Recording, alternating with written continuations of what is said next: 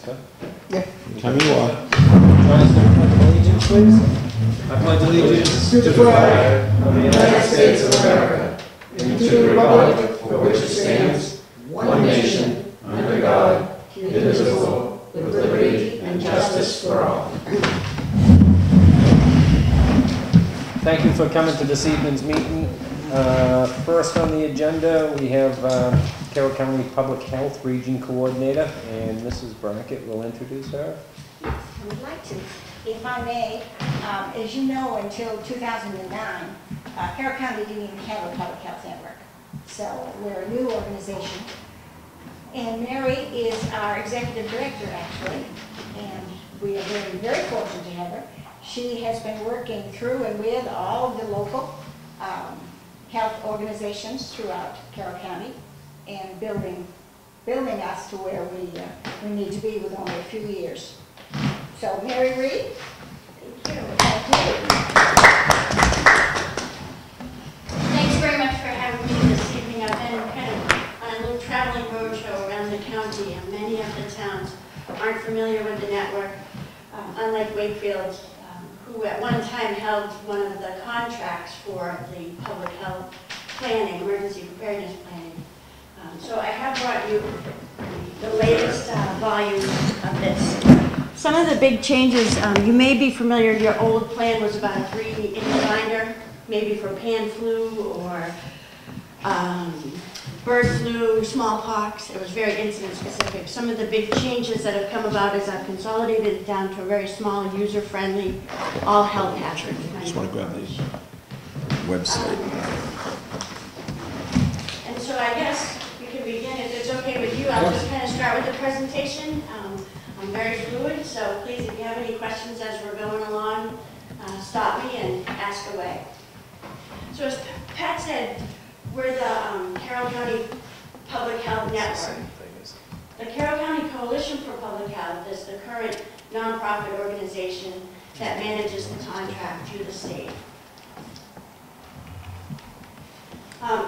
It was founded in 2009, as Pat mentioned. Prior to that, we had a northern and a southern Carroll County region, and they put them into one.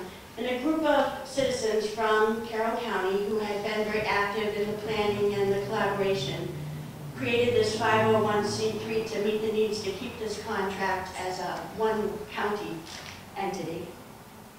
So you can see there are now 14 public health regions.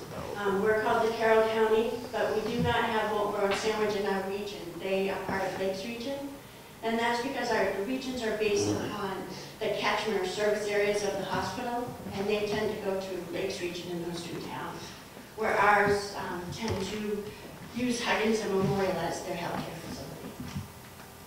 So these are the communities that we have, as I said, everyone except for Waltboro and Sandwich of Carroll County. Pardon me. Just to kind of start off on the right note, I want to share with you Eisenhower's statement of plans are worthless, but plans is really what we're based upon. That plan is an important document. I work very hard to collaborate with everyone in the region and document what we've done. The most important part of that plan is all the planning that was done to create it.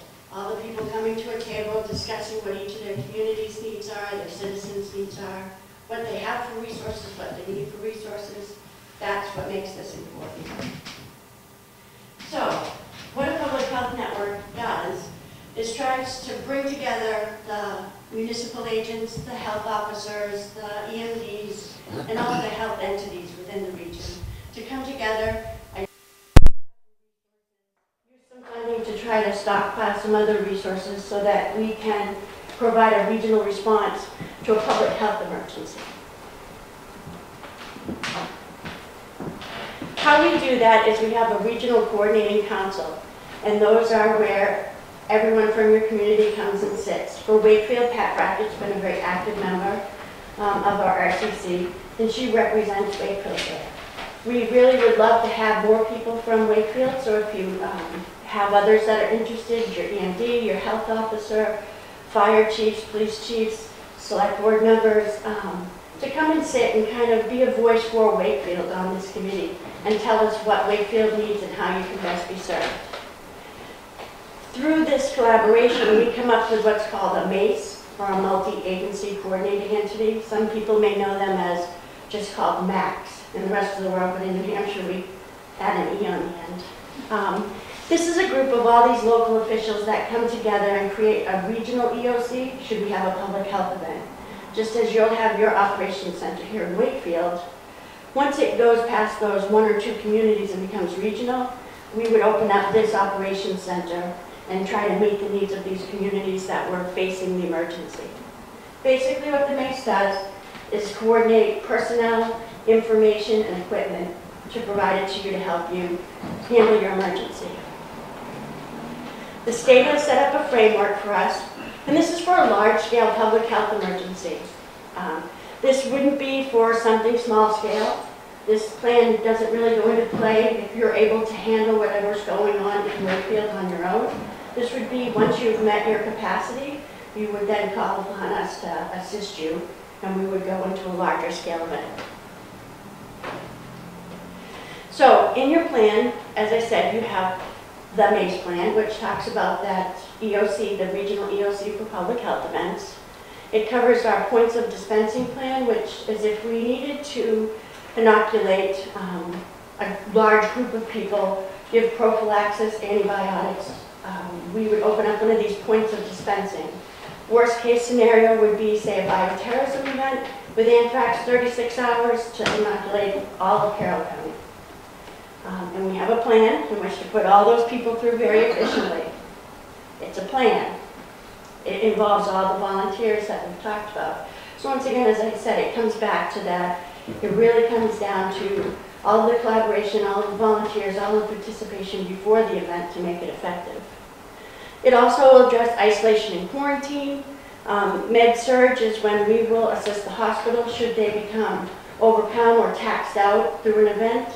We have the ability to open up off-site locations to take those who really just need supportive care, where others with needs of a respirator or more definitive care would stay in the hospital. We work on mass fatality management, risk communications and public education, making sure we have that one voice and a good message going out for the region, and volunteer management.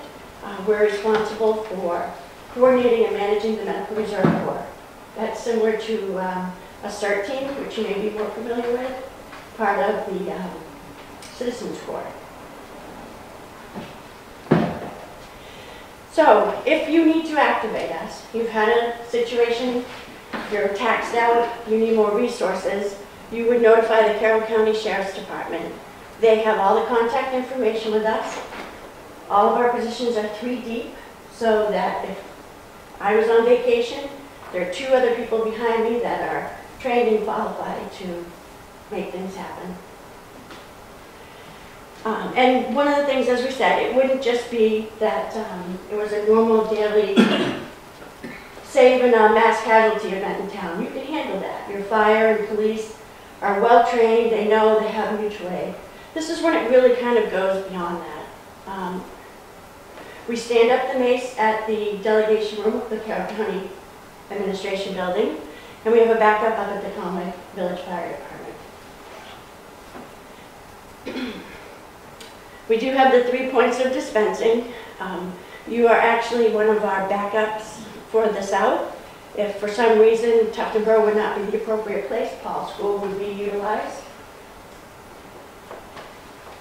Currently, yes ma'am. If I can just add, Mary, too, that since what we really wanted or needed were the 3 locations, I also expressed concern at a meeting that some of our elderly in particular would have a very difficult time getting to Tufton Borough and the school. So Mary and Ellis have also talked that not only as an alternate, but as an additional, we may be able to. Correct. We're looking at what the best alternatives would be to make sure those people, that every group were met. And we're looking at closed pod locations, which would be where we would send the medication out and it would be distributed there, not with our personnel. And also utilizing the VNA to reach those that don't necessarily have the capacity to get out or are homebound and may or may not already be receiving services from them. So we are looking to grow how our services is spent out, because the most important thing is that we get it to everyone. And personnel and manpower is an issue, and that's why we went to the 3 locations, because we have to staff them. You know, we can identify 6 or 10 locations, but the reality is to actually staff those and make them efficient isn't necessarily possible at this time. So we're focusing on the 3 main ones. Are some of these other groups like the Red Cross within your tier level? Are you working, do they work with you guys, or how's that set up? We do collaborate with them. This is really meant to be, and they do come to the table with us. Okay, that's what I was wondering. The Red Cross recently has actually sent one of their local members to come and sit on the council with us. They started 2 months ago. Ian Dyer, the state director, we work in close contact with him in our planning, because we've grown up to do some shelter planning with them, to offer the Medical Reserve Corps, to provide some medically trained personnel to assist people that may have functional needs or some medical needs, like something as simple as they may have no electricity at home and have an oxygen concentrator to provide them with oxygen. When they come to the shelter, your average shelter volunteer may not have any knowledge of how that works or what's required or where it should be. So to have the Medical Reserve Corps there, they can help facilitate that, make sure they've got their settings right, they're plugged in, they're comfortable, and just someone to call upon for their expertise. We also have equipment as well available for sheltering, like our medical grade cots are available if you should need it. If you have people with mobility issues, wheelchair bound, they're hospital grade, so they're the same height as a normal bed, have rails. If I could too, that was a good question and should have brought up. Mary, who of course is the executive director for the Carroll County Coalition for Public Health, has reached out to and has worked with and brought in almost all of the other health type and hazard type organizations throughout Carroll County. And it's something that had never been done before, and she is. We're working towards getting every healthcare organization. It's a challenge because time is at a premium for everyone, and there's lots of meetings for all of these organizations. We understand that. Well, if we had an emergency of such, there wouldn't be much discussion with that. I mean, they would be wanting to help or whatever. Oh, absolutely. So I mean, I don't understand why we gotta pick a place. Every place should be available amongst an emergency, you know. And it depends on what the emergency is and what the magnitude of it is. If we had to inoculate the entire population of Carroll County in 36 hours, we would have to have them very focused and structured in order to accomplish that kind of throughput. The reality is, the unique challenge to Carroll County is there is never just the population of Carroll County in it. Our tourism, our second home, it's not like any other region in that sense, that the population just grows exponentially. And that brings up a question for me. Do you have any posters that are around the community or any type of information that can be posted? I can understand why they do this, Charlie, just because you want people to know where to go. Correct. Otherwise it'd be complete confusion. But barring there's no information out there in the way of posters or public announcements on the PEG channel or anything like that, I mean, they're still going to be confused. If we had an event and we had people to go, we do have a public information plan that involves, we've pre-identified all of our cable and TV, newspaper, radio. We also utilize, forgive me, I can't think what they're called, the signs that the highway department uses, the roadside signs that light up, you put a message on. All of those things, that's really what the core of all this is identifying all those resources so that when it comes go time, we already have that point of contact. We know where they are, we know how many they are, we know how to get them, so that we can facilitate those being used. But we do, there is a section in there on our public information and warning system. And if it's a matter of having some type of vaccine or even a medication, and we're talking about this number of people, don't forget this medication all has to come from the National Strategic Stockpile, and it has to be brought to us to specific locations. and it has to be under control at all times. The public health regions are to identify, that is who the SNS assets will go to, and then they're passed through us to the municipalities or through the citizens in our region. Well, I guess that's where I was going with that. If there was, instead of waiting till the last minute when there is an emergency and supposing just there was no TV transmission or something, Right. wouldn't you want to tell the public and have them conditioned that they know that if there was an emergency, you should at least be thinking about the Paul School or the Tufton Memorial I'll School share and this, I'll something share like this that. with you. New Hampshire's unique in that it shares its locations at all. Most of the country does not identify them for Okay. security purposes. We do in New Hampshire. Yeah. And I would say that often the first casualty of any emergency is the plan. We also, in our pod plan, our points of dispensing plan that we have, and by the way, if I use acronyms, I apologize. At the end of that book is 30 pages of acronyms and definitions, because I know how easily it starts to flow when you work in this job, and I try my best not to. But we have a mobile plan, and that basically says, here's the framework. We can take this anywhere. We can take this to the Paul School, we can take it to the Wolfboro Town Hall, we can take it to Brookfield, we can take it to wherever we need to best get these resources out to who needs them and set it up. The key thing is really to establish the stuff and the people. Because we can put that stuff and those people anywhere as long as we've trained them and told them what the goal is. Because these people that volunteer are EMTs, nurses, doctors, firefighters, police, highway. These are all trained people. And we do our best to offer that type of training, like the ICS 100 and 700. So they get what the lingo of an emergency operation is. You know, they understand what ICS is. But we have those identified team leaders who, if I have 5 people that don't know what we're doing, but I have one person who knows it very well, they can lead those other 5. Volunteer-based, is that what you're saying? Absolutely. I am the only paid employee. Remember what happened to Katrina, as you said, the first thing goes out is the plane when the school bus drivers went around. Right. And as I said, we've worked very hard. I've been with the program only about a year, but I've worked very hard to have 3 deep in any plan I have. When we came tonight, we were talking about setting up for the PowerPoint. I have 2 other ways to get the information to you, should I not have power.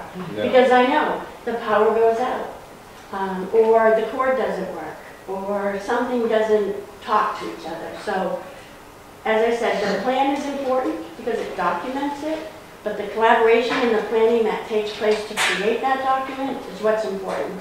Me talking to you, you talking to the police chief, and it's all kind of knowing what the goal is and how we're going to get there is what's really important. Because all plans change.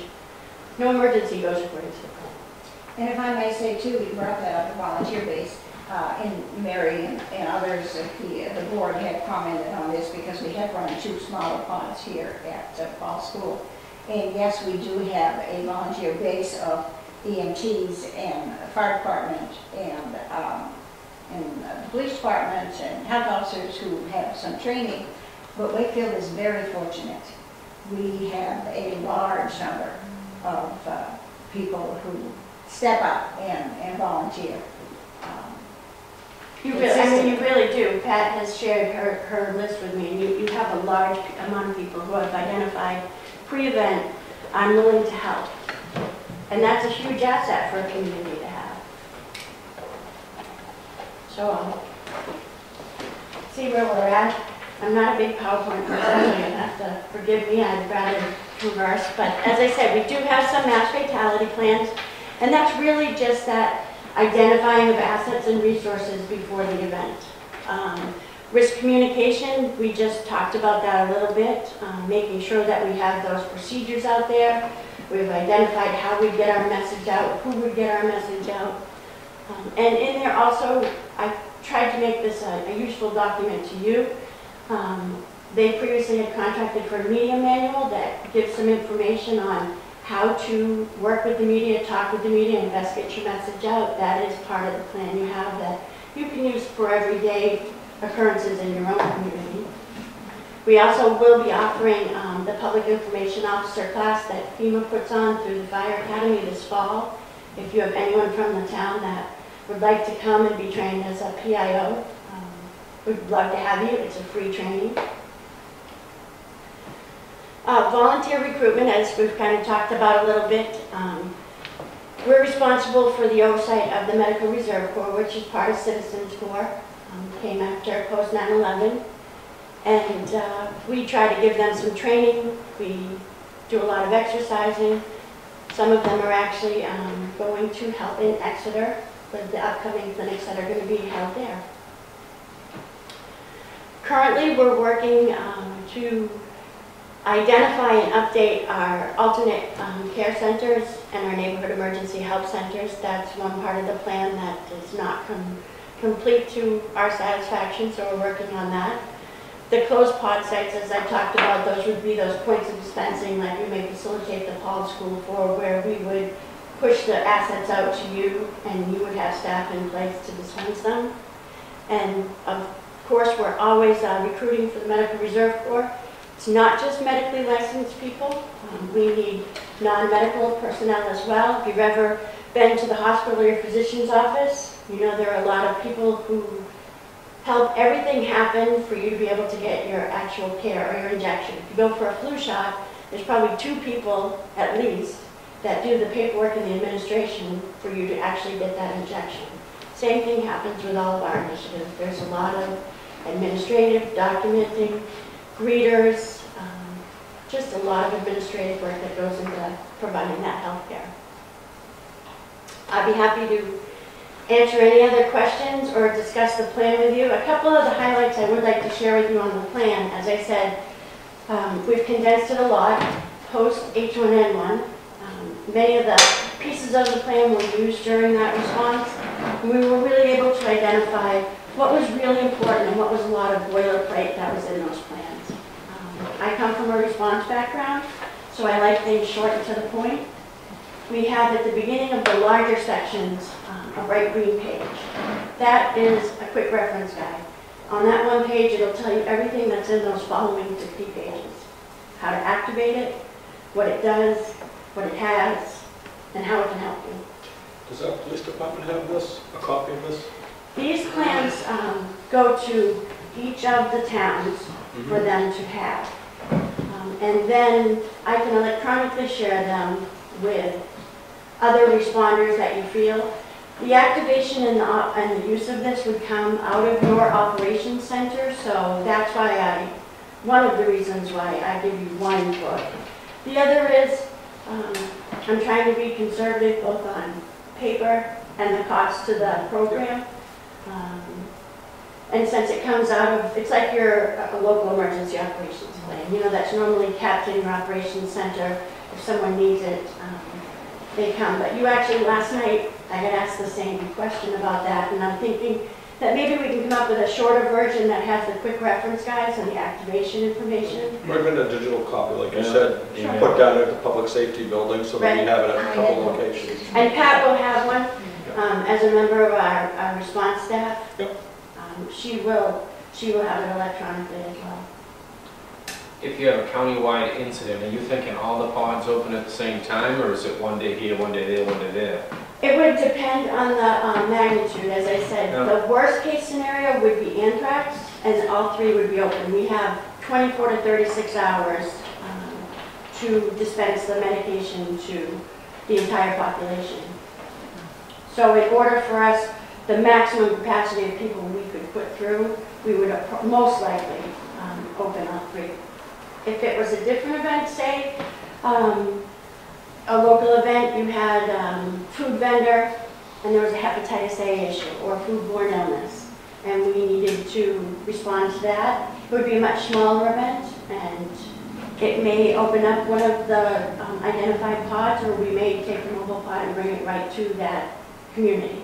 I think this is great. And in today's society, this can happen any minute of the day. I think you've done a wonderful job, and I just hope it's all a waste of time. That's my plan. That should collect a lot of dust. And, but the nice thing about this, as I said, the meetings and the collaboration that we all do Awareness. is used not just for the public health event. It's used for any type of event. It's just good. I really look at this as sort of a mutual aid for public health. Because as one community, we can't manage this kind of event, so we need to look to our neighbors and provide mutual aid to each other. And that's really how I consider this as mutual aid for public health. And as Mary mentioned briefly, you're all aware of the situation with hepatitis C in Exeter. She's been working like crazy, putting together different volunteers and staff to go up and assist. You see how crazy this world is. Yes, With that, exactly. say that's my point, is Yeah. that there should never be a question on any of this. This should all be part of the world, and we should be abiding what is she considering and doing it, following instructions. Well, hopefully, as I said, my contact information is up there for you and for any of your residents that may be watching. If they're interested in, participating or working more with the plan, working with the Medical Reserve Corps, we would love to have them contact us and become part of this and bring Wakefield's voice to the committee. Would be really helpful. Maybe that could be put on a picture, Lavelle? Thank you. Any questions from the public? I think you're doing a great job. Thank you very much. I appreciate your time. Excellent. Thank you. Have a good evening. Thank you for your work. Getting better every time. This is actually the first time we've done the PowerPoint. PowerPoint, yeah. I And it went without incident. Yeah. The power worked, everything worked. But we were Sometimes. prepared. Oh, the only thing I would ask if I could, this is our signatory page, and it has a little paragraph just stating that we've come out, you're actually on the back side, come out, spoken with you, discussed the plan, left you a copy and your participation in the plan.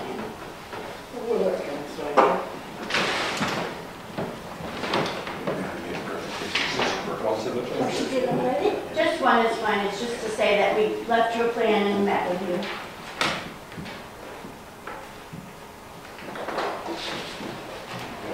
No, I think today's society, we need this. We're just watching TV. It's very crazy. And for such a young organization, since it's only been 2 years, and Mary's only been with us 2 years, and she has attended every class, every training session, every seminar that she could possibly attend to learn more, and she's gone out to meetings with various local health organizations. I'm bringing Pat to every meeting with me. She's such a valuable resource. She keeps me going. What a team. Thank you very much for your time. I Thanks for coming. appreciate it. Safe trip. Next on the agenda is Peter from Waste Management. That would be me, sir. All right, come on up. That's a tough act to follow. I Yeah. don't have a PowerPoint presentation, so I apologize. Where would you like me to go? Right back. Mr. Chairman, members of the board, ladies and gentlemen, Pete LaChapelle with Waste Management. Excited to be here. If I can back up a little bit, I think it's been about a month, I sat with Teresa and we discussed a new program to the town, not new to Waste Management, that I thought might be beneficial. And based on our conversations, Teresa wanted me to kind of put together kind of a proposal, and which leads me here again tonight. I believe you gentlemen may have received it maybe electronically, what I sent, and you'll see again, the proposal that's in front of you is we looked at the current hauling and tonnage rates, but also with that, we looked at incorporating the Baxter program, which I'll talk about in a moment. But Waste Management is prepared to offer the town, upon execution of an agreement, 53 Baxters to the town. And to back up what the Baxter is for the audience and for the board, I know you've read some of the literature that I presented, but this is the Baxter. I'll show the public for the camera. This particular product you can buy currently at a Home Depot or Lowe's for $29.95. So they're available now. You may have seen them in the community or other communities in your travels. Great product, real simple concept. Buy the bag, bring it home, fill it up, go online or call Waste Management and we come and we pick it up. Normally when they call or go online, depending on the route density, tops would be 3 days to pick it up.